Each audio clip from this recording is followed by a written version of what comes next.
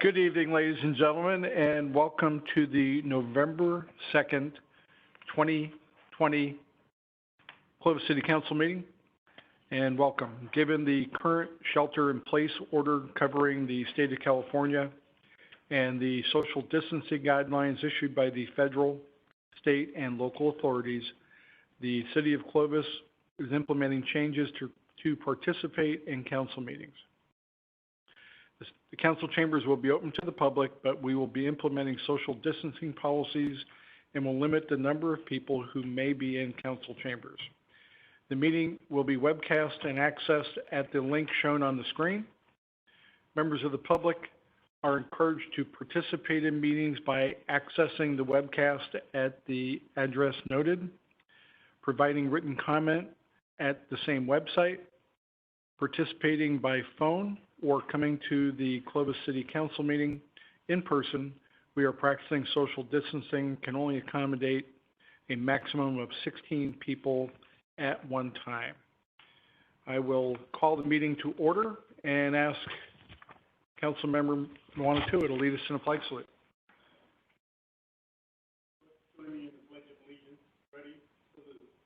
Pledge allegiance to the flag of the United States of America and to the republic for which it stands, one nation, under God, indivisible, with liberty and justice for all. Thank you, Vaughn. And if the clerk would call roll, please. Councilmember Ashbeck. Here. Councilmember Flores. Here. Councilmember Mwanatua. Here. Councilmember Whalen. Here. Mayor Bessinger. Here. And we come to the public comments portion of the meeting. This is an opportunity for members of the public to address the City Council on any matter within the City Council's jurisdiction that is not listed on the agenda. In order for everyone to be heard, please limit your comments to 5 minutes or less, or 10 minutes per topic. Anyone wishing to be placed on the agenda for a specific topic should contact the City Manager's office and submit correspondence at least 10 days before the desired date of appearance. Does anyone in council chambers wish to address the council on any item not on the agenda?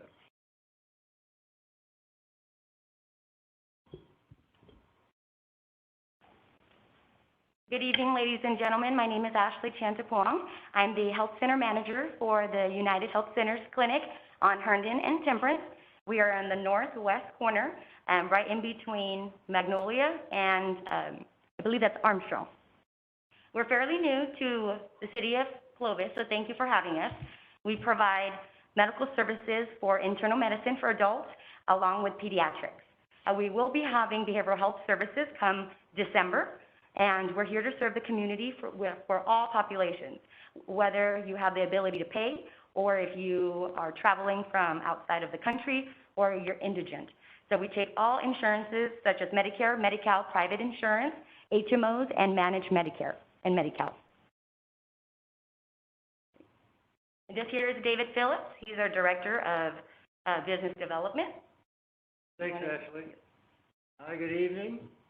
We are happy to be in Clovis. Took a few years to get here. This is our 50th year starting in January, but we are coming to Fresno and Clovis, and we're going to be here for, I guess, one site now. We've got at least another one on Shaw that's coming shortly, and we're looking at other properties in Clovis as well. I left you all a little bulletin. This is what we hand out to our new patients. It's got all the services listed on the inside. I also affixed on the inside our 2019 annual report. You can see a little bit of our growth. This year we opened up 7 health centers. That's quite a remarkable feat from anybody's standpoint, I guess. But we're looking at 2 to 3 per year for some time in the near future. So we're really on a nice ability to grow and provide services to the communities in Fresno and the Central Valley. We do offer transportation to some of the rural communities. And as we grow here in Clovis, we should be adding a vehicle to our transportation route as well. So those that are encumbered by work or a lack of transportation during the day, all you need to do is call our transportation number and we'll come pick you up, door-to-door service. Thank you. Anybody wish to speak? Vaughn? Well, Ashley, David, thank you first of all for the invitation to the council to tour the facilities. I did take the opportunity to come see the facilities. It is state of the art. It is beautiful, right next to the Children's Hospital building. And like I've always said, many times when you go to an FQHC, it is thought of as for your underserved, poor communities. But if you step into a United Health Center facility, it is like a 5-star hotel lobby where if you were insured, you would think it is the same type of facility. And they have some of the best doctors as well, who many of their patients follow them. And so thank you for just giving people dignity in the level of care. And thank you for finally coming to Clovis, and we hope you continue to grow and bring even more clinics here to Clovis. So thank you so much for that, for the hospitality too. And if any of you are interested in having a tour, please reach out to me. I will leave my business card as well. I would be happy to help you and guide you into our clinic. Although it's still small, but we have a large heart, so please come on by. Jose? Ashley, you had requested some time to come out and visit, given an opportunity, so we'll make it easy. Awesome. Just, pick a time and we'll be there, meet you. Any of the council members want to take a tour, not just of the Clovis site, but any of our sites. If you haven't been to our admin building, just down the street on Herndon, just a couple of miles away, so stop in there. It's 50,000 square foot of administrative space, and we've really taken the opportunity to beef up our phone services. So we not only just do everything by phone now, including all appointments, but we also have a specialty care department. Our patients who need specialty care services that we don't offer, we provide that service for our patients to find the specialty care in the community for them. So we got a staff of about 17 people working daily on that service. I just want to thank you for your long history in our county. I was first exposed to United Health Centers in Parlier and Orange Cove, and all the good work you do. Also want to extend my condolences with the recent loss of your medical director. You all are in the forefront of the COVID pandemic, and you had that tragic loss as he helped all those people in our rural communities. And I see you're also building something in downtown Fresno. They're at Blackstone, and I believe it's, what is it, Olive? Or? Blackstone and Olive. And so that's what looks like a beautiful building. It's an old bank that's been restored, and it looks beautiful. So thank you for the work you do. I've had a history with a lot of people that have worked for you in the past. Arcadio Viveros, former mayor of Parlier, was one of the people that I think helped start the Former CEO, yes. Yes, so he's still out there, and I remember a lot of good things about the United Health Center. So thank you for coming to Clovis. Lynn? Just to echo that, I'm looking forward to the tour. Thank you for coming here. I think anything we can do to help folks have better access to care matters. And having you in that corridor with all the other medical providers really helps Clovis develop that as this sort of medical neighborhood. So really happy that you are there. I've known David since your days at VA.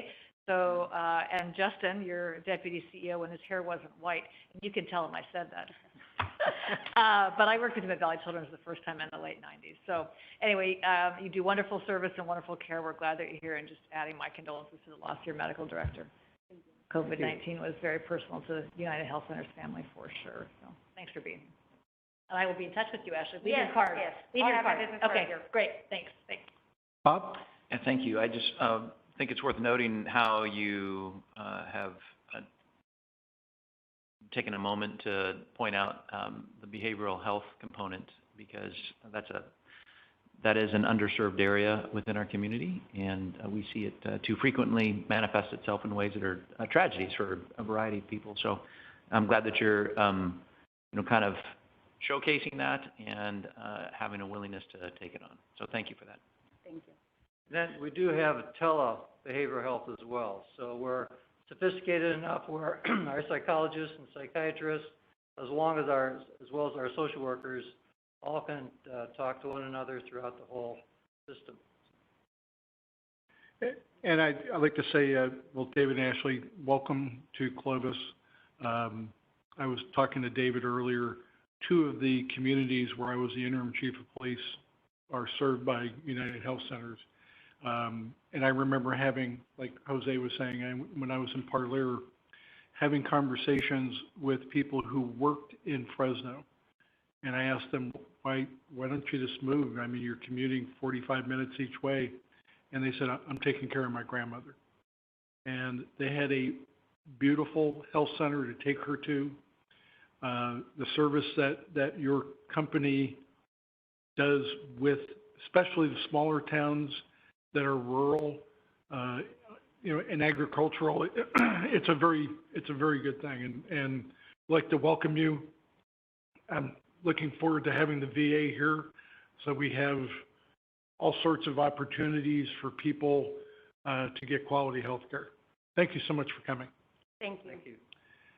Any other member of the public wish to address the council on any item not on the agenda? Yes, sir.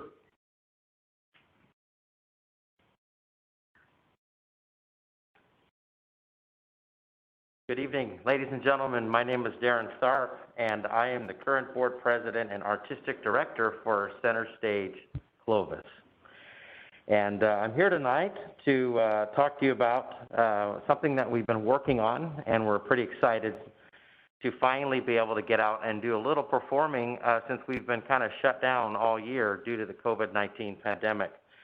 So because of that lengthy summer we've just completed, those of us here at Center Stage did some homework inside and started to clean up some of our infrastructure. We got a new, sorry, let me take my glasses off. The mask makes them steamy.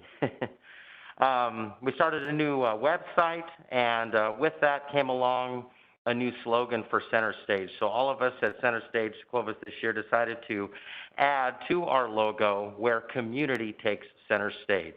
And we really strongly feel and that is such an importance of who we are at Center Stage. And with that theme in mind, we thought we would give back to our community this holiday season, since it is right around the corner. And I know this year's been kind of dark for most.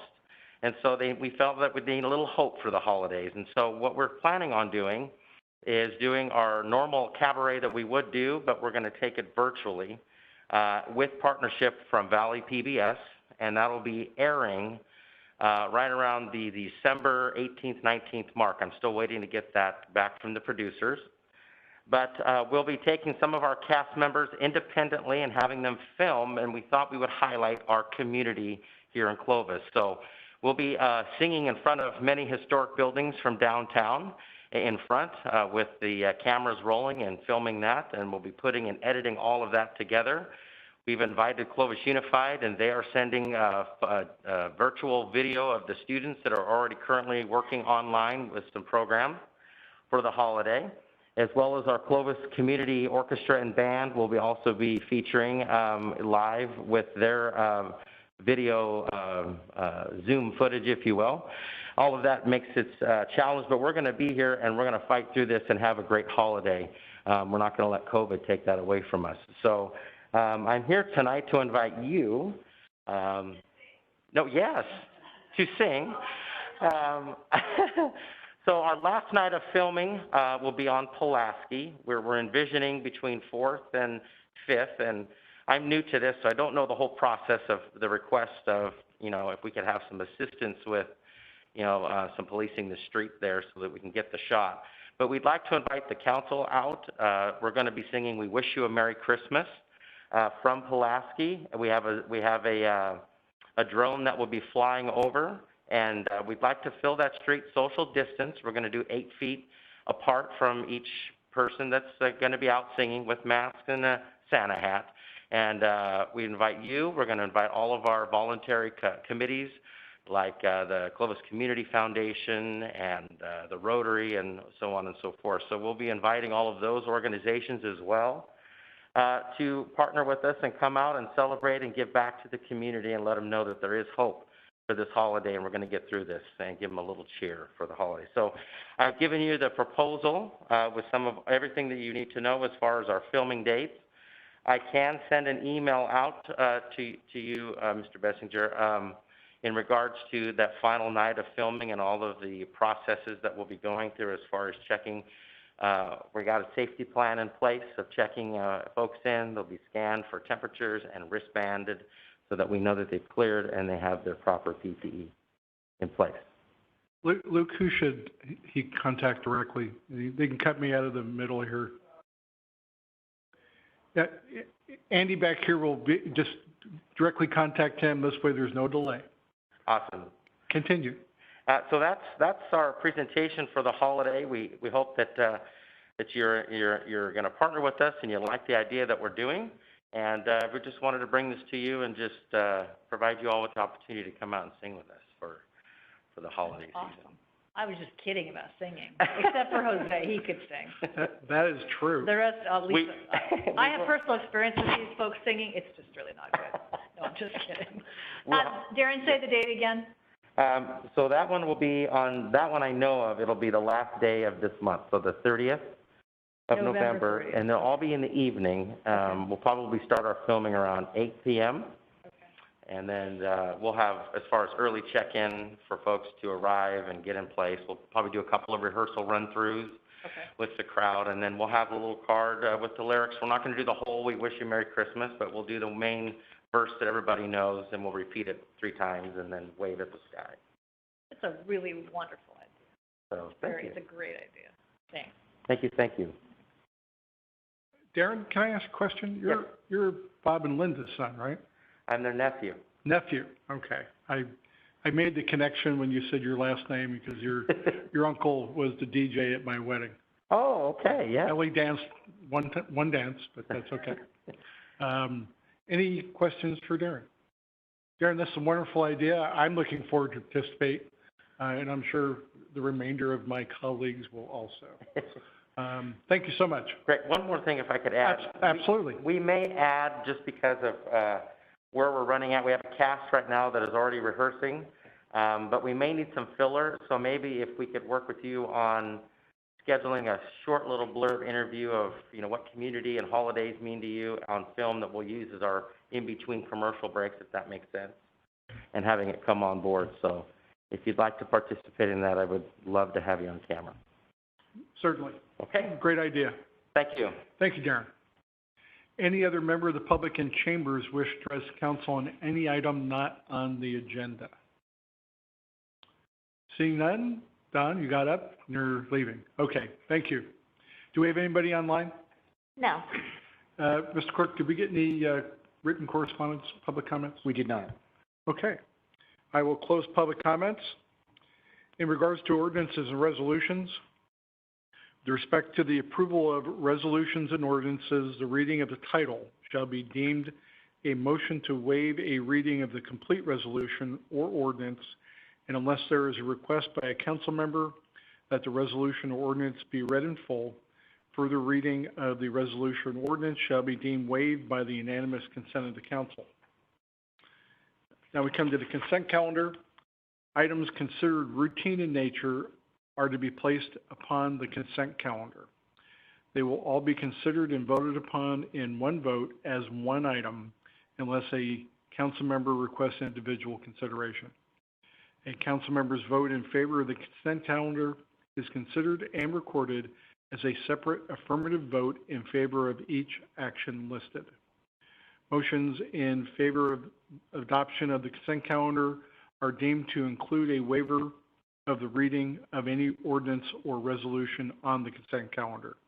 For the adoption of ordinances, only those that have received a unanimous vote upon introduction are considered consent items. Does any member of the council wish to have an item on the consent calendar pulled for consideration? Seeing none, any member of the public present in chambers wish to have an item on the consent calendar pulled for consideration? Seeing none, do we have anybody online? No. And Mr. Clerk, did we get any written correspondence? We did not.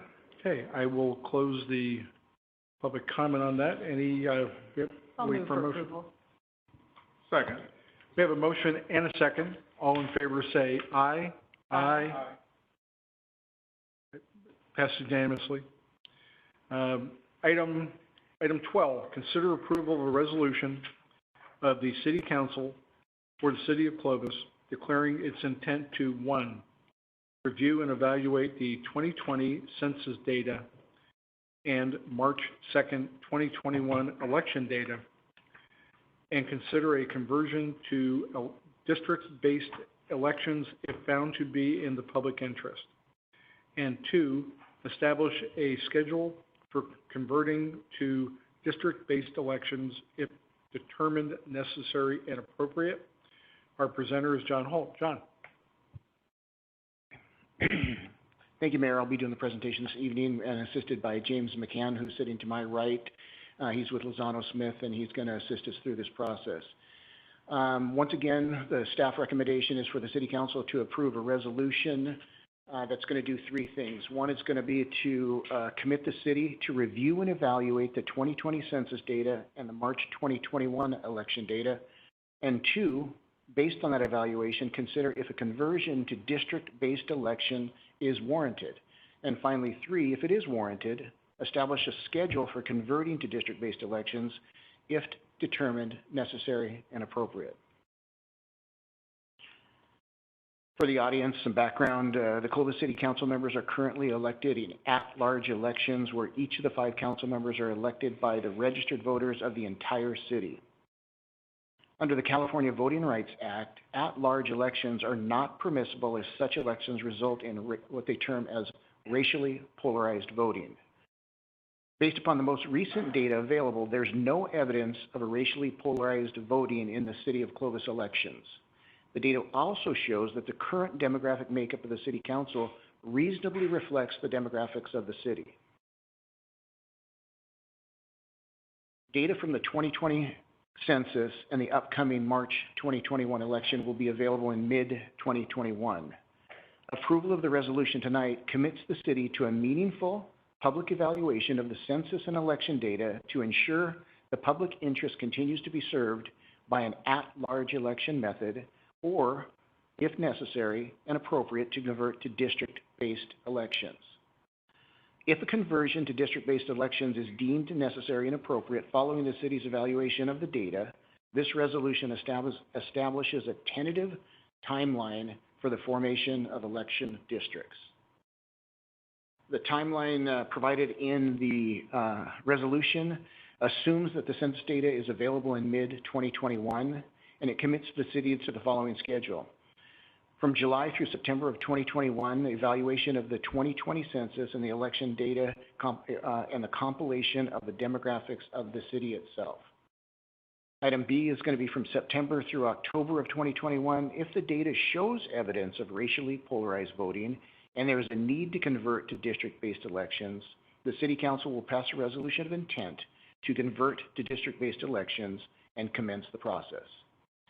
All meetings will be, we will hold all required public hearings and complete the process for conversion to the district-based elections in preparation for the November 2022 election. In summary, and as a reminder, City Council has already approved the move of the election from a normal odd year election, which we've done for 20-25 years, to the November of even years beginning in the year 2022. And finally, the approval of the resolution again commits the city to review the data from the 2020 census and the March 2021 election. Based on that evaluation, consider if a conversion to district-based elections is warranted. And finally, if warranted, establish a schedule for converting to district-based elections if determined necessary and appropriate. With that, that concludes staff's report. Between myself, James from the City Attorney's Office, and staff, we're available for questions and comments. Thanks, John. Any questions for John? Jose? I'm sorry. Bob? John, how much will we be setting aside, and will that be done now or next year's budget hearings for the cost to hire a demographer and get any other outside consulting? Based on the timeline we put together in the resolution, I don't really have anything budgeted in the current budget, which goes through June 30 of 2021. But we would be required to include in the budget for the budget year 21-22 any cost associated with a demographer and anything like that. Okay, thank you. Any other questions for staff? You're being persimmon blocked, Bob. I can't see you. Okay. No questions from council. I will open this to the public. Any member of the public in council who wish to address the council on this item? Seeing none, do we have anybody online? None. Mr. Clerk, we received some correspondence, is that correct? You did. You have 5 emails in front of you identified by item 12, public comment. There's 5 separate emails, 2 of which are in opposition and 3 in support of approving the resolution. Thank you. I will close public comment and come back to council for discussion or for action. Ask a question of staff now. Certainly. So I think it's important, I guess I have a question. The California Voting Rights Act, I didn't realize it was so old. 2001? Yes, 2001. I did not know. And in the original language of the act, it talks about who has standing to call this into question. And who is that? Is it, the way I read it was someone in one of these protected classes that had the ability to sort of raise this issue. Is that right or not right? Correct. So you would be within a protected class, which would generally be a minority group. And then you would also have to be a voter within the city of Clovis in this case. So we received a letter, yeah? That's how this all started, this conversation, right? From neither a voter, and I don't know if they were in protected class. How does that work? How does that process work now then, 20-some years later almost, or not quite? Well, letters can be sent, in essence, demand letters on behalf of voters, and that can begin the process towards a conversion to district-based elections. So it would essentially, the letter essentially would be on behalf of the party with standing. Do they have to have some evidence that there's a party on which they're sending this letter? Or is this like the ADA lawsuits where people just write a letter because they want to? There are instances where that evidence is provided after the fact. So I can't be certain in this case if that was the case. However, there was no identified party for purposes of standing. Well, I think I don't even understand the definition of racially polarized in this sentence. There's sort of the double not, I don't know, it doesn't make any sense to me how a district election would get us there.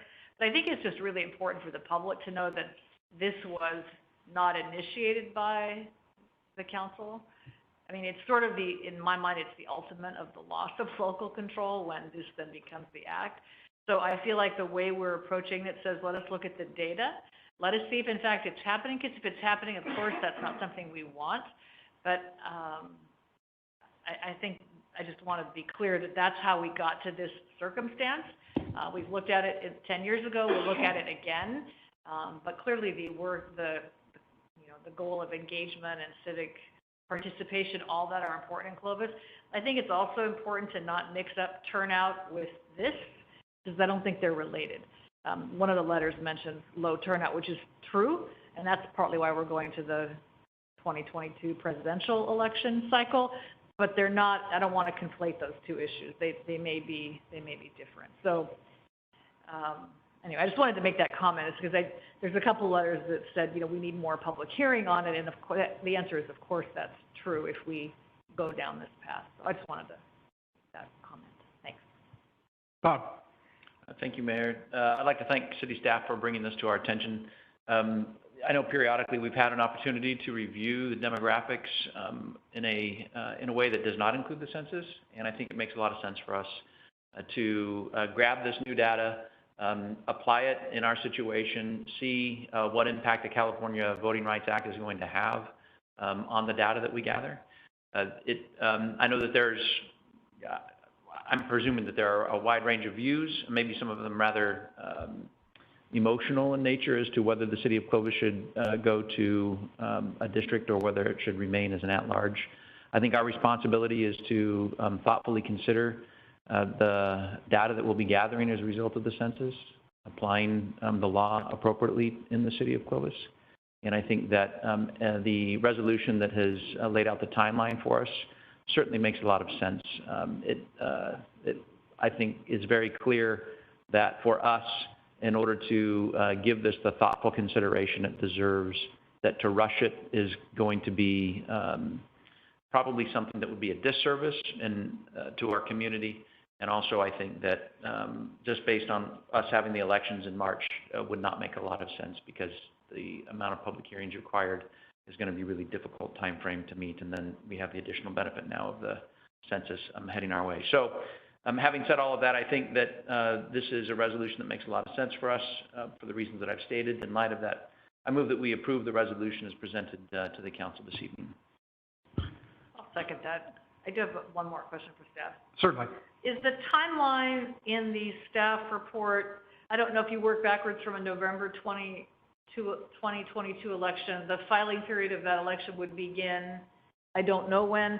So just to be sure that the districts were formed before the filing period began, so that candidates could figure out if they're in, not in, or how to just to give me, so I don't know what the filing timeline would be for a November 22nd election. It could be, I don't know. So just, the timeline might need to be adjusted for that, is my only comment. We'll take a look at it, and the way it was written is going to be, it's totally dependent on when the data from the 2020 census is available. We estimated mid-2021, if it's late 2021, that could push the window, because the nomination period for the November 2022 election is approximately 5 months prior to November of 2022. That puts it in May. So that could be problematic if we're filing for a district that hasn't been formed yet, potentially? We believe, based on the timeline that we put together, there's adequate time for us to, if it's warranted, to go to districts to be able to conduct the 5 public hearings and go through the process to have it ready for the November 2022 election. I have one more question, sorry. Is there a contingency if the census isn't done? Because we're basing it on census data. Is there a contingency that we need to address now that says if the census data, because the Census Bureau, I don't know, everybody takes the day off and nobody gets it done? Or I don't know what, I mean, if something happens and the data doesn't come out, we're basing all of this on it being available. And I think is there a backup plan if we don't have census data? Then what do we do? We can still do the analysis on the election data. Like, no, we don't have on the election data from 2010 through 2021. But ideally, every city right now that has districts has to redo their districts based on the 2020 census.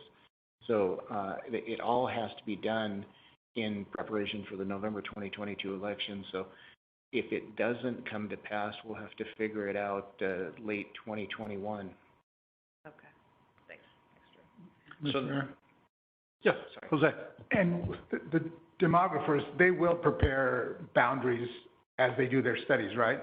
That's correct. And then besides the racially polarizing vote, is there any other reason why the Voting Rights Act would prompt districts?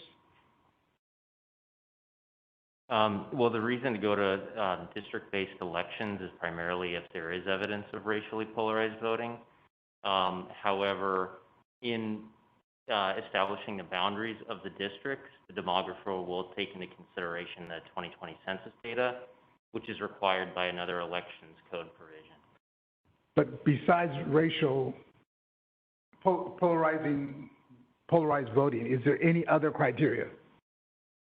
You know, we know it's demographic. It's demographically based. Correct.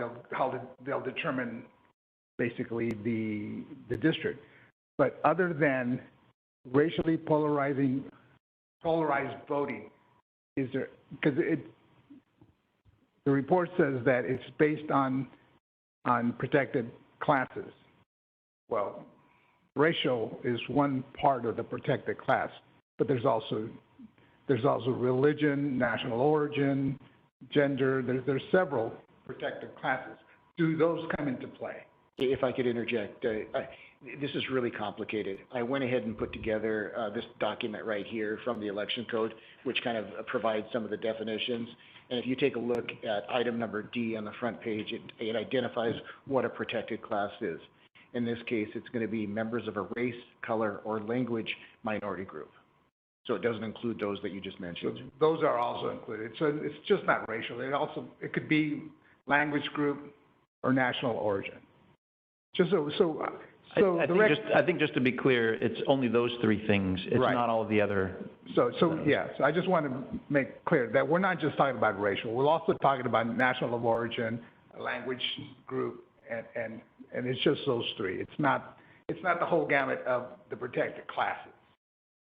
Correct. It's referring to protected class in a very specific manner, Right. consistent with the Federal Voting Rights Act, which is limited to those protected classes. Because in general, the public, when they hear protected class, they think of the whole gamut of protected class. And we're not talking that here today. We're talking language, we're talking national origin, and we're talking racial. Race, color, or language minority groups. Okay, I just wanted that clarified. Okay, thank you. Vaughn? John, I know that the analysis will be first, but let's just assume that the analysis says we go to districts. Could that potentially lead to an actual voting of the 5 seats in November? Because some of us may be in the same districts? So the way it's normally done is going to be that when this is implemented, it's staggered. If you take a look at the city of Visalia, they did it over a 2 or 3 year period where some seats were voted in election 1, and then the remainder were done in election 2. So Okay. I've never seen it done, and you can clarify, James, but 5 candidates for a single, last time we did it, we had 2 members for a 2 year period and 3 members for a 4 year period, but 5 members in a single election would not make sense at all. So in other words, just taking us right here, Lynn, Jose, and myself live pretty close together. So if, let's just say they drew a district and all 3 of us ended up in one district, 2 of us would potentially still hold that seat even though we are in the same district and not be voted upon. Or do we just lose because or do we just automatically lose after that? I'm trying to understand how it goes about, because it may be drawn where a couple of us may be in the same district. So do we prepare to also run right away in 2022 because we may be in the same district and then leaving an open? Do you see what I'm saying? Yeah, because I think. And all of that will be part of the analysis that's done. The first thing we got to take a look at is through the data if there's any racially polarized voting.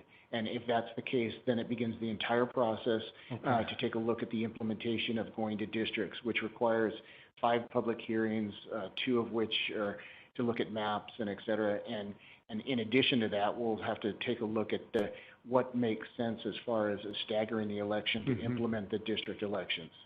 Okay.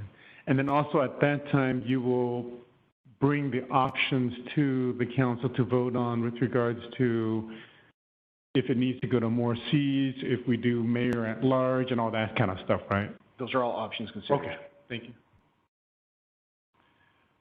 Bob? Yeah, thanks. I really appreciated the discussion. I think that some great questions have been raised by this council, and also in the public comments portion of the written public comments that we received. Some, saying that, certainly having an opinion on, what outcome or what conclusion we should make. But all of, the conclusions, of course, are premature. We have to first gather the data. We have to apply the law, figure out exactly what is the appropriate course consistent with the law from this council. And a lot of the questions that this council has raised related to the impact it's going to have and when we're going to have this election, I think that we're, the parameters that are identified in this resolution can allow for a more accelerated process if necessary in order to get that November 22 date met. But I think this is a great first start for us, identifies a lot of the issues that probably we need to discuss, and I think really lays the foundation for why it is important for us to have public hearings, to gather the data, and thoughtfully consider what it is that we learn as a result of going through this process. So I just wanted to kind of bring that up. Thank you.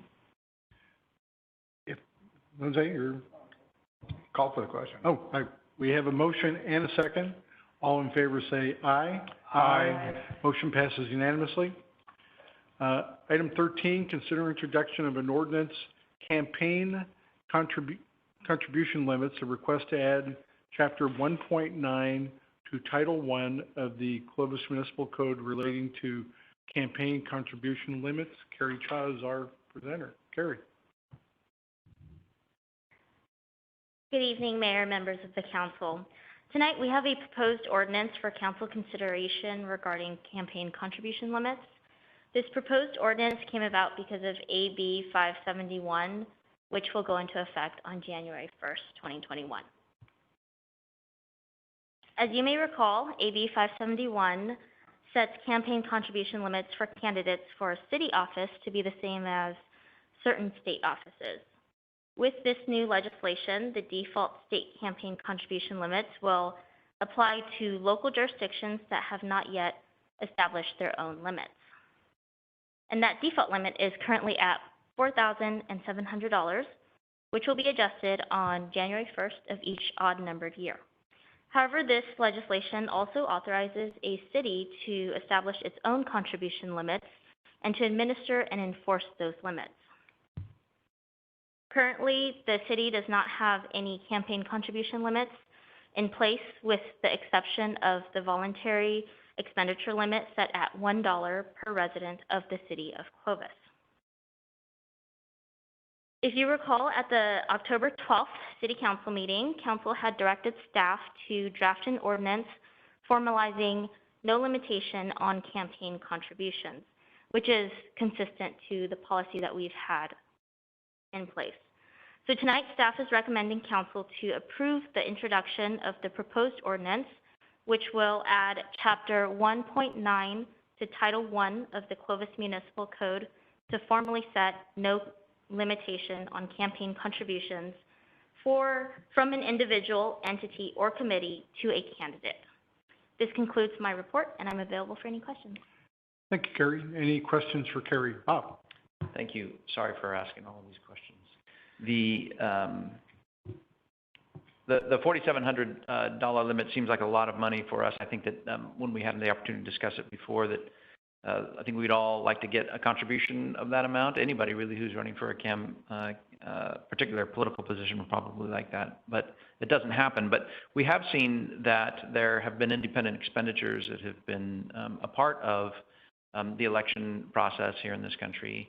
And also, there's been some PACs that have gotten significantly involved. And so I guess from my perspective, as we go through this question in front of the council, I want to be really clear on what impact, if we were to have adopted a $4,700 limit, if that would somehow impact those who make independent expenditures in any election campaign, or have any impact on organizations and how much they can contribute to a race, whether it's an association, a union, a corporation, or an individual. Is there anything about this bill that put limits on those other, I'll call them players, in the election process? I'm going to let Scott, he worked on that, so I'm going to let Scott come answer that question. Thank you. Do you understand my question, Scott? Okay.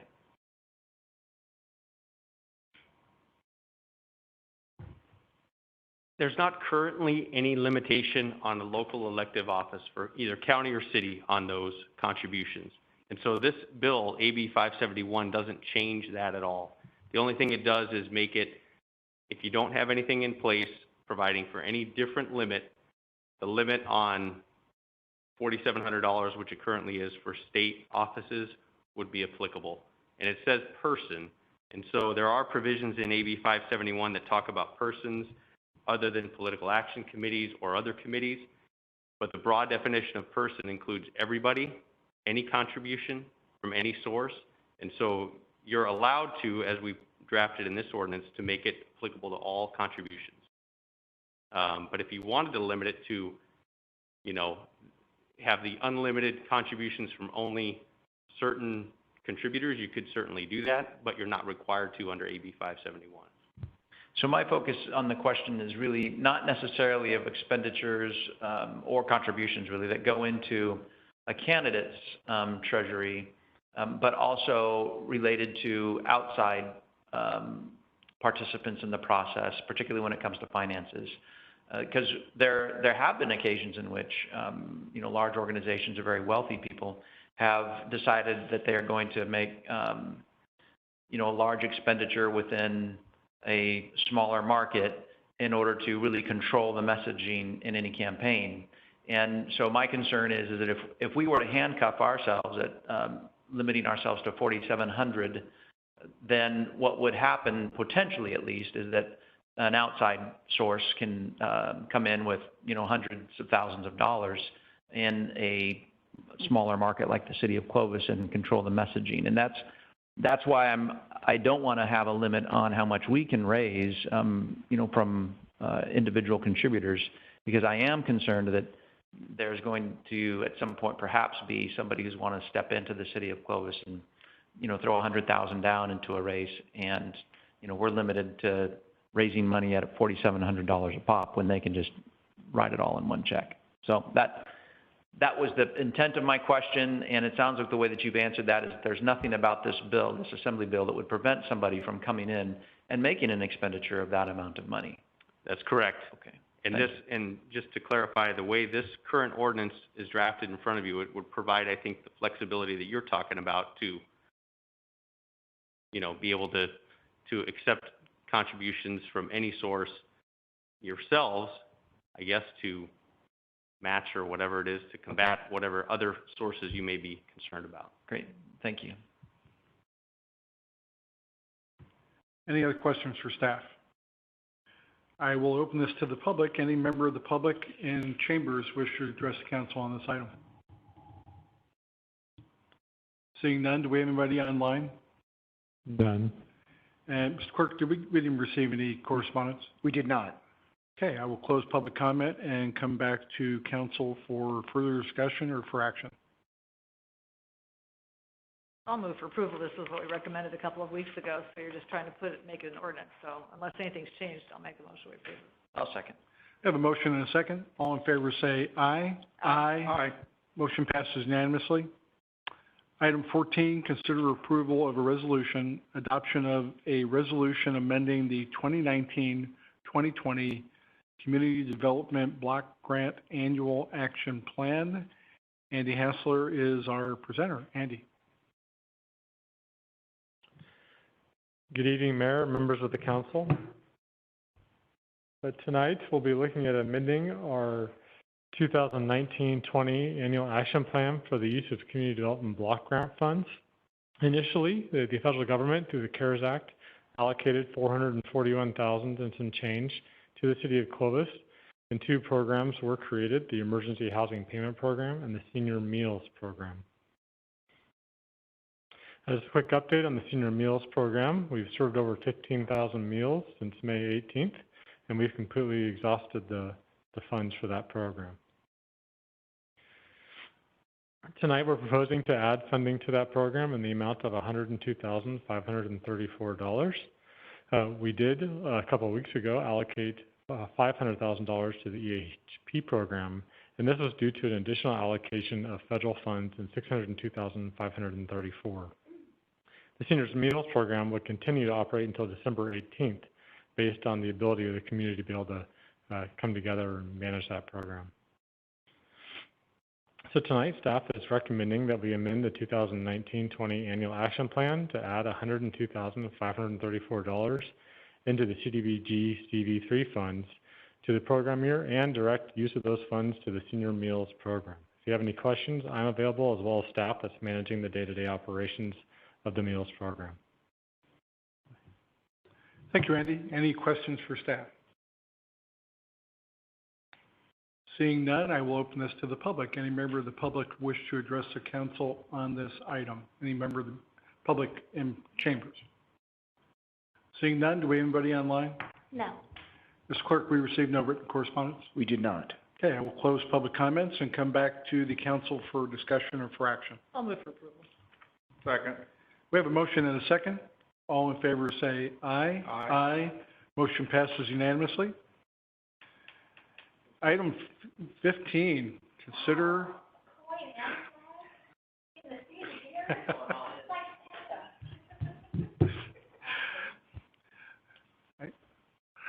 Get no respect.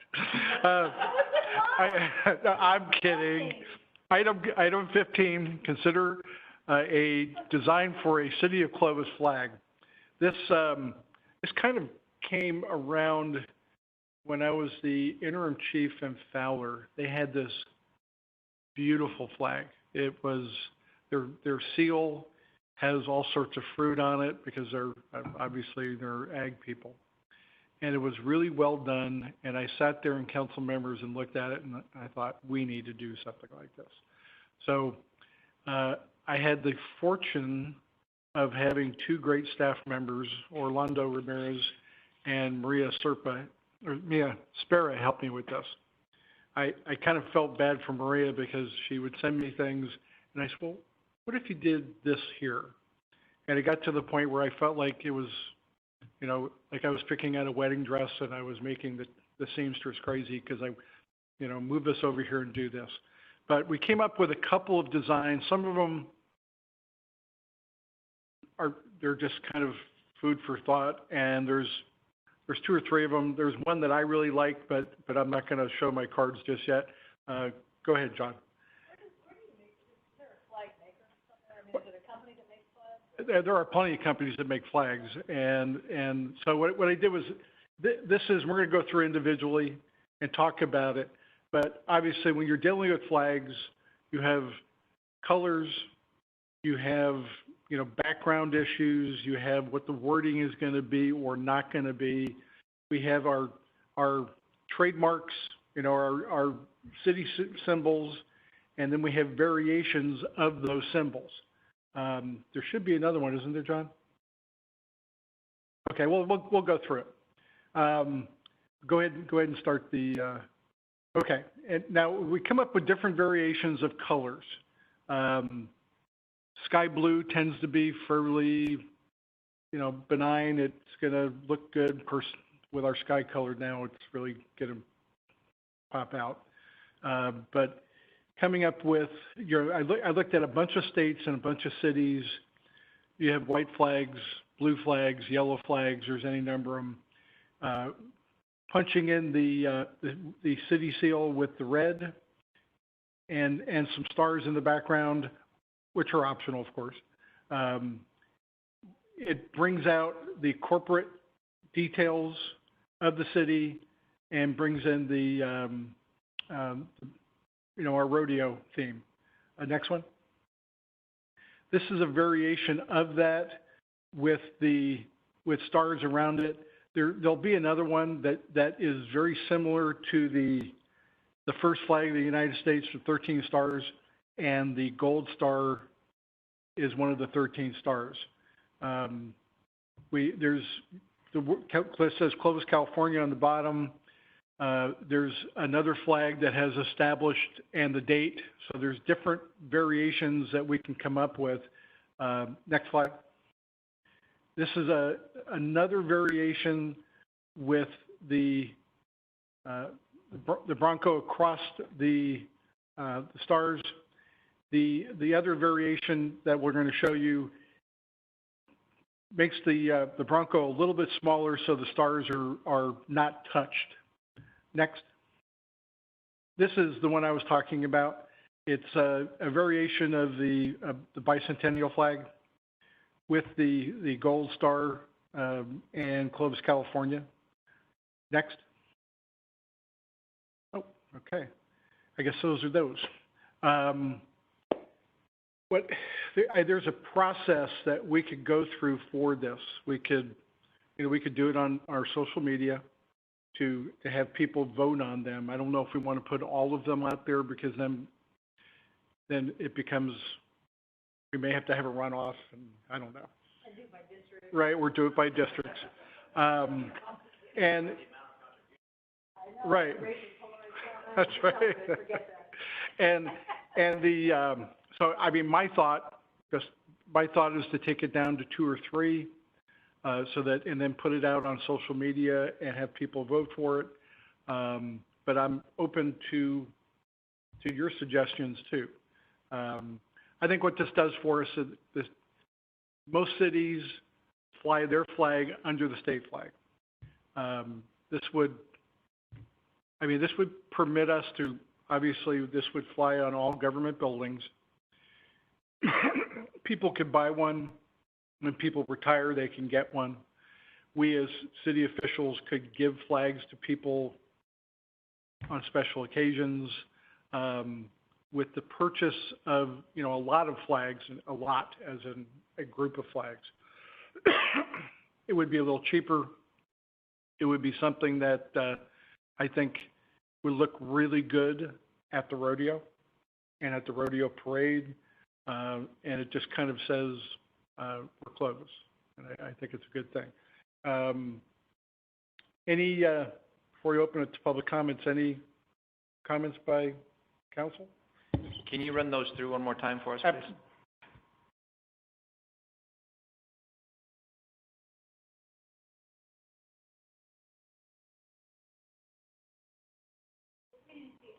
No, you didn't. There were some missing from the. Yeah, if you look at the number one just has a flashing of gold on it, just to give it a little bit of color. Number 2, white background, yellow. Number 3 is on there. Number 4 is a version of a cavalry flag that I found. It's kind of a placekeeper in there, because after I did it, I was like, yeah, I don't know. But that it could be wonderful, and I'm not going to taint it. That's right. And number five is the variation. Number 6 is another variation of the rider with Clovis, California. Number 7 has a gold outline, but it's not one of the corporate logos that we generally have. But I want to have them do that to throw some color in. Next slide.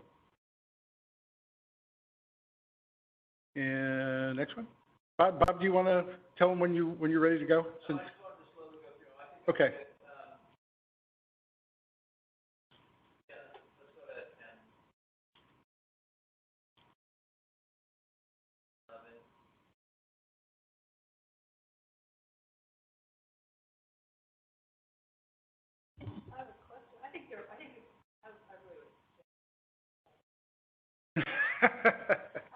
I like it. I have a question. I feel like they all need an edge for white something. They all just to give the flag some. I don't know. Actually, I think the Wyoming flag has a white border around it with the buffalo, if I remember correctly. I mean, that's something we could certainly do. That wouldn't be difficult. It's a bison. I'm sorry? It's a bison. Or a kangaroo. What do you know about it? By edge, do you mean like It's a border around the fabric or something. like navel, that little? I'm just thinking like a white edge. Like, see how the number 1 has the 2 gold things, but I just feel like it needs a like frame, picture frame kind of in my mind. And then I would love to see, say, the other thing, some link to how we got there. There was one that had, maybe it did make it. There is one, it says established February 26, 1912. That was on one of them, and frankly, I don't know what happened to it. But I do like that too. It could go right underneath Clovis, California, and then with the star, and the next one, I guess. Can you go to number 10, number 11, I think it is? We can put underneath it, you know, established, or whatever the chartered, or there was. Yeah. And I think the, and I'll have to, it's on my computer, I don't know what happened to it. But I like that too. Any other thoughts? Well, my comment is that Clovis does have a flag, and I appreciate a new flag because my recollection is that it's not a very attractive flag. And so, but is there a history of that flag? Do we know? Someone have institutional memory of why we have that flag, or was there any thought, you know, as to how that came about, and do we owe somebody some homage or something? Yeah, we don't want to step on toes. And if so, you know, things change. It's time to change, because it wasn't a very attractive flag, as I recall. Because I think I was responsible for it for about 2 hours in Anaheim when we had a Liga City thing. I want to say purple. It matched the seats fairly well. Yeah, it was. Yeah, I want to say something like that, burgundy or something. There it is. Purple and then yellow, and it was Kathy Millison who put it together. So there's no significance. There's no historical significance. It's got a Surrey with a fringe on top too. Like burgundy and gold. See if I can find the one. Because I think there is a need for a new flag. That's another option. Incorporate. Yes, incorporate it. So when we put this out, we might show the former flag or the one we're trying to replace that it is in fact. And it doesn't have the old. It has the old logo. Old Bronco Billy. So we want to modernize it. So there is one more that for some reason I forgot to get it on this presentation, but it's very similar. It's got the rider without the stars, and it says incorporated February 27th, 1912. So it's very similar to that one, just a little different formatted. So I like that Bronco Billy. That one? Yeah, the one with more detail. Yes. This one. Yeah, so, I do too. So my comments are, I think I'm kind of simple. The only thing that's important to me is that the Bronco Billy is on there and that we have a gold star. I don't want it to be too busy. Right. I don't know what that means necessarily. I guess when I see it, I know it. But and I think it'd be a good idea to have 3 kind of circulate out there. Which 3 they are? Any of the 3, or any of those that are kind of featured, like in the larger cut, seem to, fit what I want. Yes. Yes. It's the Wyoming flag. So with a bison. That's my 2 cents worth. I keep forgetting the kangaroo reference. John, yes. When we did this rebranding, was there a color that was selected for us at all, so that way we kind of stick to those same colors, and also fonts that were selected? Yes, we do have a style guide, so to speak, and there's the official black and white or gray and white with the gold star, and then there is the color option with the red border. However, that one actually doesn't have, in the official style guide, it doesn't have a gold star. It has a blue star because it shows up better on that gold background. But that style guide, I think, was adopted probably at the same time we adopted the new logo, but it's really council's discretion, I think, to amend that as you see fit, because it's not like, was it copyrighted? I don't think it was copyrighted, but it may have had some sort of protection on it. Yeah, they did get filed for protection, so the city's logo can't be replicated by other private parties, Yeah. that kind of thing. I can't remember if it was copyrighted or trademarked I think it was trademarked. trademarked. And then there also is standardized fonts that are to be used, with that as well. Even down to the, Pantone colors for everything too. I think if I recall, it also has like some reds in it, so it's mostly the gray gold phenomena, I think, most of the logo, yeah? But I think it also has a version with that red in it, so it has these sort of accent colors, as I recall. Yeah, so, John, if you can go back to the first slide with the multiple. So, that is the official That's seal. it, yeah. You know, there with the gray and the gold star. This one is an alternate symbol, except the official version has a blue star there rather than a gold star. Because I think at the time they felt the gold star did not show up as well on that tan background. But this one, it would be the next closest. And then we also have a stylized version that looks similar, basically this, that's used without being in a seal. We use that on our letterhead and such. Instead of being in a circular format, it has just Clovis underneath it. That's also one of the officially trademarked patterns. Well, I know that, Councilmember Whalen mentioned the big ones. I just want that official sort of greenish gray logo as one of the options. I really like, so that way there's some consistency. And then the new ones, yeah, we can offer two of the new ones, but one of those, I like the one with the yellow, but all the other ones that potentially have that same, you know, the first four. Yeah, 1, 2, 4, and, yeah, 1, 4, and 5, yeah. I want something where at least we keep some consistency. We also want 11 in there. 11's one with stars. Yeah, can I talk about that a little bit? I think anything that goes on our flag has to have a story behind it. And is the story with the 13 stars, is it because, you know, we're a very patriotic city, and, you know, that's represented by, you know, the way that, well, the reason that we have the gold stars, frankly. And we've got the Veterans Memorial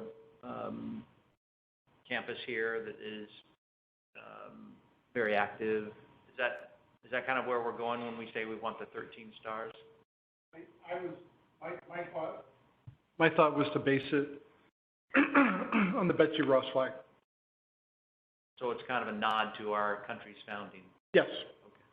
John, I just sent you, I don't know if you can pull up emails, I just sent you the other flag that I didn't realize hadn't been added to this. I don't know if you can. Okay. Let's send it to Carrie. In charge of all of this, good job, Carrie. I like that one with just the year of our establishment, like in a circular pattern inside the stars, or maybe, what is it, 19 what? 1912.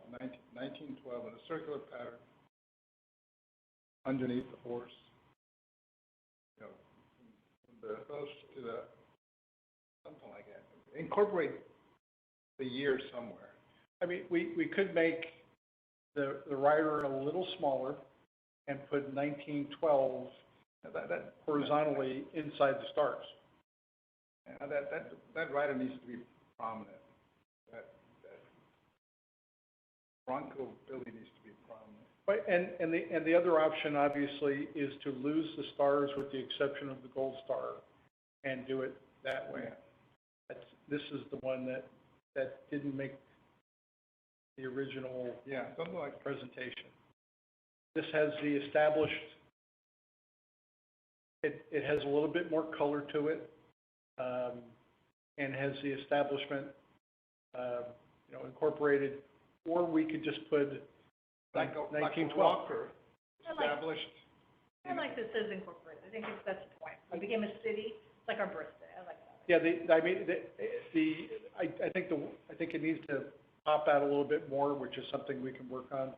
I mean, this gives our corporate image It says Clovis, California, 1912. It's not busy, but it makes the statement as to, it would look great at a rodeo parade. My only comment is that blue is nowhere in our color palette at all. I mean, if we want to stay in the color palette, if I recall, that there's the navy blue that you have, like that, right? So I just think if we want to stay in the color palette, I like everything about it, I just want to say it's not in the palette, doesn't have to be, but that's the only point on that to Lon's question. And then keep in mind that lettering, depending on how you're gonna render it, if it's gonna be embroidered or. I imagine it's probably the type of flag we're gonna get is gonna be screen printed, I would imagine. If it's screen printed, it'd probably be easier, but size matters, and if you make it too small, it doesn't render very well. And as far as colors, Lynn, I'm not allowed to pick colors at home, so, I will defer to other people's color wheel, because I have about 5. You got white, white shirt? That's true. Well, white's easy. I would just I would look for a color that is in the palette or that is in the family of our palette. Right, some blue. There's some blue in that gray sphere. I remember looking at that with Dwight. So that would be the only thing I would say if we care about that. So looking back, John, could you go to this is going to be one of the ones that we consider. Okay. With a color variation, and going back, John, to the other ones. Are we still, okay, let's go back. We have number 1, and that was, you like that one? Well, I like the one with Bronco Billy not as defined as the other one. So any of those 1, 4, 5, even 2, you know, where it has, I like it where it leaves it like that, because the other ones has it where it's very defined, you see its leg and all that. I like it where it's blended in like this, so any of those. I prefer 1 and 5, if there's So you one. want less detail. Less detail of Bronco Billy. Okay, so let's pick 1. Anybody, are there any other ones up there of interest to any other council members? Okay, we'll go. Just to be clear, the navy Lynn was referring to, that is in number 3 or 6? 3 or 6. I think it just needs to be a skosh, more like that. A skosh, is that more than a smidgen? Yeah. Okay, all right, just got to make sure. But less than like that much. That And so we're looking at 1 blue, the blue as in 3 and 6, and number. Am I the only one that likes number 8? Red's my favorite color. I love that logo. I like that seal with the red circle. Go back to 8. I love that. I think that's awesome. That's just me. That's my favorite color. I think that'd be pretty on a flag too. Well, let's throw 8 on. Maybe just have 5. Each just pick 1 and put them on there. I don't know. And then Well, I mean, you know, having, we'll talk about the selection process, but, John, could you continue, please? Why don't we form a subcommittee, that way we don't spend so much time at the council meetings and. do an art committee, as I recall. Go ahead, next one. Next one. Is there still interest in this one, or are we going to take that off? And, okay, so this was the one that I liked, but it is a little busier. I do like the last one we put up, the last one we did, so that would give us 3? Is that correct? Well, so far I've got the last one we put up and 8. Okay, so there's 2. And then we need to figure out whether it's 1 and 5 or which one of the, going back to the. Okay, go ahead. And with a skosh more of the same family of blue. But not a smidgen. I'm on It's more this. than a smidgen. More than a smidgen. Okay. Remember, I'm an engineer, so. John, go back to the one that has all the flags Not on gonna it, please. turn out well. Okay, so we want the color from 3 and 6 as the background. Which So that seal- eliminates 4. Right, Yeah. so which. It'll be so- 1 and 5. Okay, let's, 4 and 2 are gone. Is 7 gone? Yeah, yellow, we don't do Yeah. yellow. 7's gone. Yellow's not a. So we're talking, and I think if we're gonna throw Bronco Billy in, it should be 5 with the white circle around it. I think it gives it a little bit more pop. And then, And then adding the words on all these, right? Or Right. Incorporate, whatever, okay. well, I don't know if incorporated would fit Whatever with the the right word. seal. I don't know. But we'll look, and then, at least one of the variations with the white frame that, Lynn talked about. Is that clear enough? Great.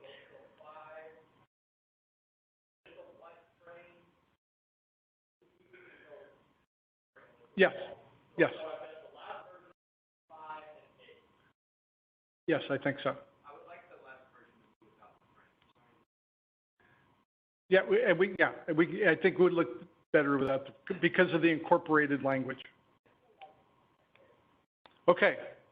So my thought is we'll come back, very quickly beat this up again, and then we would social media Twitter, put it out for a vote? Is that, or do we just want to make that decision? Well, I think that there was somebody did talk about an arts committee or something that we had at one point. Do we want to incorporate them into the decision-making process?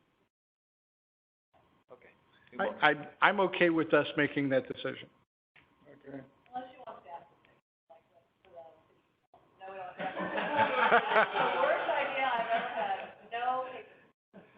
Okay, so when we come, when you come back with the versions, we will make a command decision to either take it to an outside vote via social media or make the command decision ourselves. Right.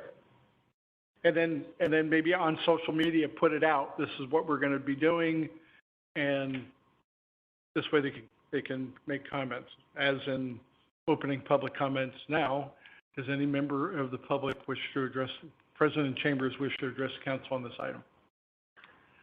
Seeing none, do we have anybody online? There are none. And I'm assuming we got no letters on this. Okay. The coin that is cool, and it might be fun if each mayor made a coin, like with what you would want, so you said we don't have to change them, we don't have to have it forever. It might be interesting if every 2 years I don't know, could take the image on the back or something like that, or I don't know, just that'd be an interesting way to have a collection. Right. I thought about that. Silhouette, I think. Or Mount Rushmore with, Yes. All of okay. those could be perfectly accepted. Anyway, I just thought about that later. I thought, well, that might be a fun way if we want to stick with Okay. tradition. Any further discussion on this item? We will, whenever staff gets it, there's, be nice before I'm off the mayorship, so I can do that, but other than that, okay. That's right. I'll be buying one to hang at my house.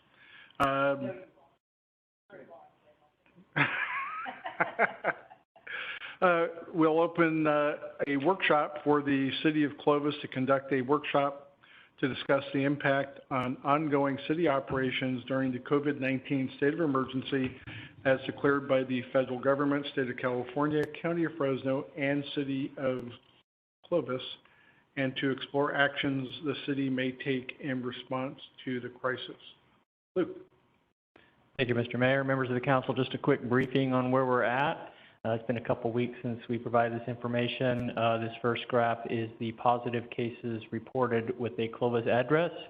You're going to kind of see kind of a similar curve in Clovis, Fresno County, the state, although in reality, in some ways, Fresno is doing better than the statewide. We are well below our peak that we had hit in the summer. It dropped down, but it did bump up a bit. We have to see if that trend comes back down.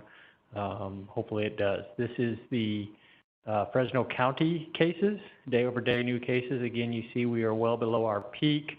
It's staying fairly flat, rising a little bit in the last week or so, but that's the Fresno County cases.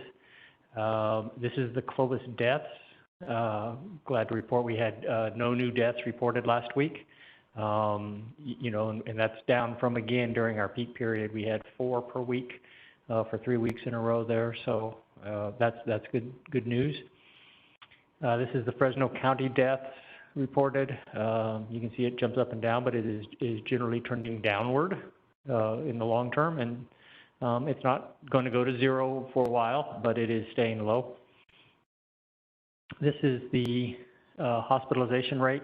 Again, the dotted blue line is the confirmed plus suspected COVID cases in hospitals in Fresno County. The solid red is the confirmed cases. The dotted red, the solid blue is the confirmed cases in hospitals, and then the red is the same numbers for ICU. The dotted is the confirmed plus suspected, and the solid is just the confirmed.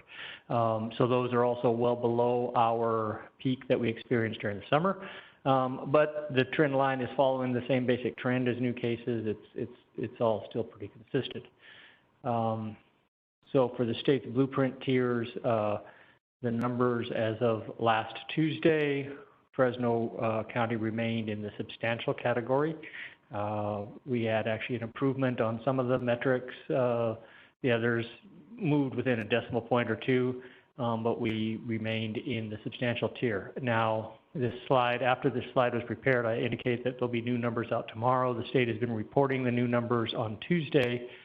We got word after this slide was prepared this afternoon that they will not be reporting them tomorrow, they'll be reporting them Wednesday. So we won't get new numbers tomorrow, they'll come in on Wednesday. So that's where we're at. There's really no new actions taken by the city.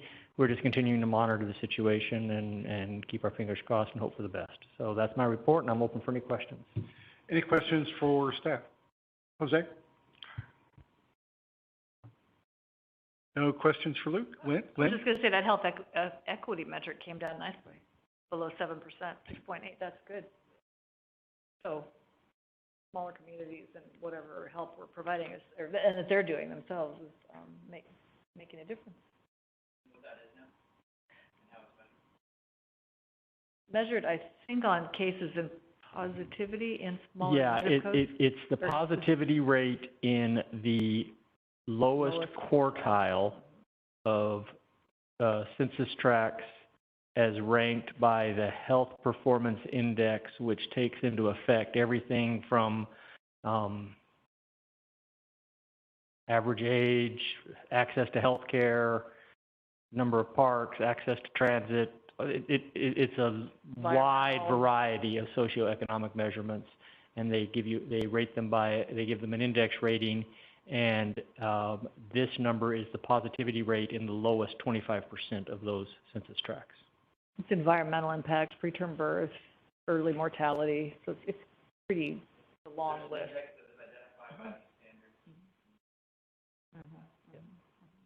The county's done a nice job. It's on the website. They've done a really good job tracking that by our neighborhoods.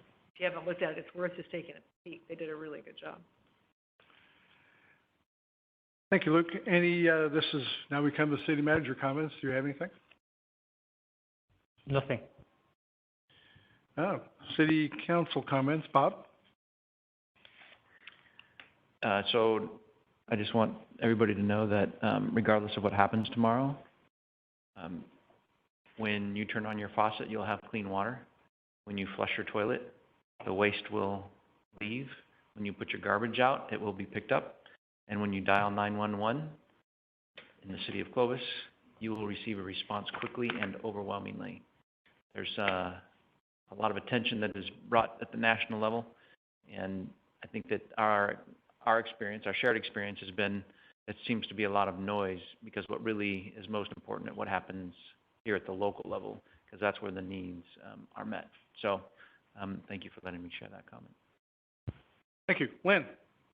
That was very well said, and that is true. I was just going to report out on FCTA was last Wednesday morning, right? All blur. Really nothing of note. City of Fresno, there was that, we talked about here, the allocating our money to Caltrans to pick up our trash, or whatever, their trash. The City of Fresno received one of those grants, but has not yet started it, so we extended that. And then talked a little bit about Measure C, still on track for a 22 on the ballot in 22 at the moment, but subject to change. I think that's all I would say. Oh, I know, and there was one more thing. The high-speed rail maintenance facility, which was the job generator that is now not going to happen. For a decade, there was some question about would we allow the money that was set aside by COG and FCTA to go to a, I forgot what it's called, I left those notes at home, like a what? Maintenance of way. So more of like a, not a heavy equipment maintenance, but some other kind of campus for that. So I would say FCTA was not in favor of that, but it wasn't a vote. So that was the other item. That, if I may, that item will be coming back through COG and FCTA for an official vote. In 2010, just as a little bit of background, COG and FCTA approved $25 million for the heavy maintenance facility. $500,000 of that, I believe, was spent on land options for, to accumulate the property for the eventual heavy maintenance facility. With the kind of down scoping of the high-speed rail plans, they've determined they don't need the heavy maintenance facility, but they still need a kind of a headquarters campus that will include the operations control center, the maintenance of way facility, a light rail maintenance facility, and a training facility, and they are hoping to convince COG and FCTA to continue that $25 million towards that facility. I think they're looking at it now to try to get an exact count as to how many jobs would come from that. And it's significant, not as big as the heavy maintenance facility, but it's still significant. And then the thought is that somewhere down the line, they would need to build a heavy maintenance facility. And I think the hope is that if we had the campus, the main campus in Fresno, then the heavy maintenance facility would eventually be built there as well. Thank you, Luke. Vaughn? Yes, I wanted to let the council know I stopped by Chanel's store, and so she's doing a ribbon cutting. And she's going to reach out to the chamber, but she told me to invite the rest of the council for November 14th at noon. Okay, so I just wanted to pass that word along from her, if she wanted to do that. In speaking with her, I think a lot of you have already spoken with her. She's just so appreciative of how the community responded. She said that in council, but she kept reiterating how great the community has come to stand by her side, and that's just a reflection of what a great city we have. Luke, any updates, or did you reach out to CUSD with regards to their readiness to meet again at all? Yes, I did. They would like to wait until after the first of the year to meet with the subcommittee, and then probably much later to meet with the full joint meeting between the council and the board. They want to wait till after the first of the year because of the new the elections. I believe one of the seats that is up for election is going to be on that committee, the subcommittee meeting. So they want to get through that and get the new people on board before we do it. Thank you, Luke. And I don't want to steer your thunder, Councilmember Whalen, but I think congratulations on being chair of the Public Safety Committee of the League of Cities. So I think you're going to represent this league well, but also really represent us well on that committee. And I also applied to be on the Housing Committee again, Housing Economic Committee. So we'll see. I haven't gotten a response back yet. So thank you. Thank you, Vaughn. Jose? Well, I want to report that I went to the COG meeting as the alternate, and it was the same old kind of issues for the COG, a lot of just information. But the only thing that caught my ear was that letter from High Speed Rail and wanting the $25 million for this more compact facility for them. And yeah, it wasn't well received by COG either, at least not the first hearing of their concept and proposal. So they wanted, the members there wanted it fleshed out and what what do they mean? It was just the letter, it wasn't a lot of detail. I think Tony Boren was like you, Luke, he's kind of favors it, thinks it's an anchor for the bigger facility, and that if some people propose that maybe we give them the 25 million, or we allow that funding to go to that, and then make sure that it's with the condition that the bigger facility is built within that campus. So I think us five need to make a decision what we're gonna have our representative there vote on when that happens, because I'll come back soon. I think it's an issue that's not gonna go away, and we gotta decide. That's Measure C money that was entrusted, and it was put away for one reason. It's not gonna happen. That heavy maintenance facility, not with such a small track. I mean, if it was the ultimate track, maybe, but that major track isn't coming, so it's gonna be what is it, Merced to Bakersfield is the proposed track, and even, it won't require a heavy maintenance facility, so maybe the smaller campus is what we'll need. Just to add on that, the FCTA maybe COG, there was money that was put into an option for land for that expired. So it basically was just money that was gone. And so FCTA's view was, High Street Rail has been so slow to make any decision. So if you decide, that's one thing. If you just want to string us along and have another $5 million option, I think FCTA anyway was not interested. So I think it is just, they need to act. If they're going to act, just let's do that, not just talk about it. That history also came up in COG, that we lost money on that deal, and now they want more. And so that's all I have. I mentioned in the last meeting that when I was at the last Air Board meeting, they talked about the impact on communities and specifically Clovis and the wildfires. And there's a criteria called PM 2.5, particulate matter 2.5, that talks about the size of stuff in the air, basically. And that's kind of the threshold for whether the air is healthy to breathe or not.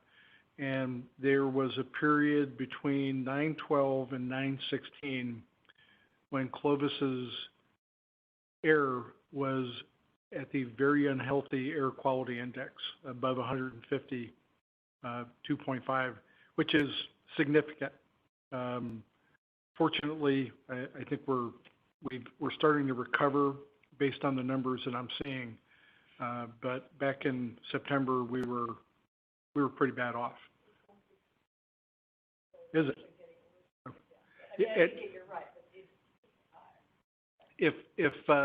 I would, there's the San Joaquin Valley Air Pollution Control District has an app that you can put on your phone that will give you alerts, and it really does come in handy.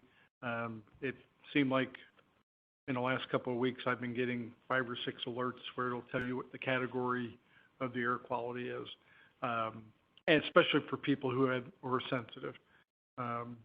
So that was a little surprising based on what I was seeing, but not what I was breathing. That was not a surprise. I did ask the clerk if we could put something on our website, talking, because as I was leaving the house, my mother-in-law called my wife and said, I went on the Where's My Ballot site, and we couldn't find that they had received her ballot. And I think there's specifically a lot of seniors who maybe are not as savvy with computers, probably need a little bit more instruction. And they want to make sure, especially in this election, they want to make sure that their vote is counted, being that everybody got different ballots in the mail. My father-in-law died 6 years ago, and he got his ballot. So this system is fraught with issues. So if we could put, Mr. Clerk, if we could put something up on our website, at least maybe connecting them with how they, you know, telling them this is, okay, this is how you do a provisional ballot and Sure. things like that, that would be helpful. Okay, nobody else has anything, we will be in adjournment and we're going to close session. Do we have anything to report out? There will not be. Nothing to report out. Yes, staying in here. That's where the persimmon cookies are. And we'll be in adjournment. Thank you.